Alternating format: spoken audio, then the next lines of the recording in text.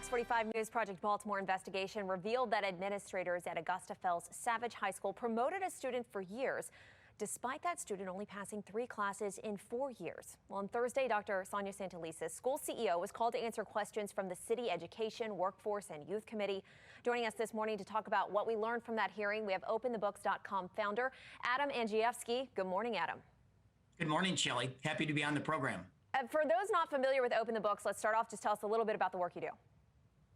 We're the foremost transparency advocate in the country. Last year, we filed 40,000 Freedom of Information Act requests, and we compiled for the first time in our nation's history virtually every single public employee's salary record and pension record from every level of government across the whole country.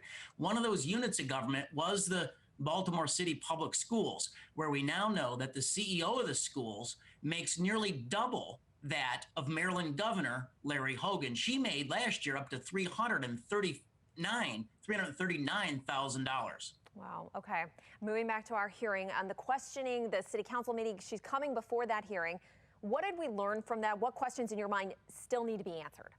Well, I saw a CEO that was just out of touch with how the people of Baltimore are feeling about this scandal.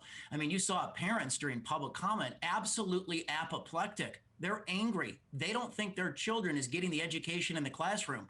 And that's the mission of the Baltimore City Public Schools. That's her job description, is to prove and to go up there with plans, reform plans, to make sure that dollars in the school district are educating children and not flowing to the bureaucracy. I saw a CEO defending at virtually all costs, deflecting the problems, defending the district, blaming lack of funding of all things, and asking for even more money. Shelley, we know that there are 17 executives at that school district that out-earn Governor Larry Hogan. She makes nearly twice his salary, and the number 3 most highly compensated district employee is the communications person. That's PR. They're running a PR strategy. They're not running a school district.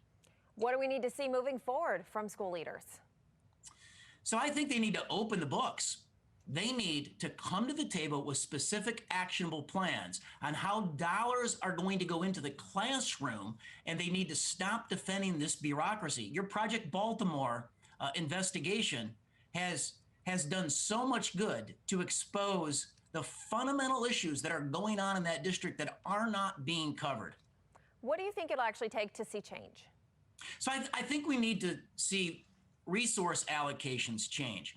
Look, at OpenTheBooks.com, our auditors found that there's a new Office of Equity. At this Office of Equity, where everybody makes 6 figures, they require the 10,000 employees of the district to take 2 days to talk about how white people have created a racist system. 2 days, that's 20,000 hours of staff time. I think they need to make sure that that resource allocation educates children and not such issues as what we're talking about here. Okay, we've been speaking with Adam Andrzejewski with OpenTheBooks.com this morning. Thank you. Thank you, Shelley. Thank you very much for your interest in our work.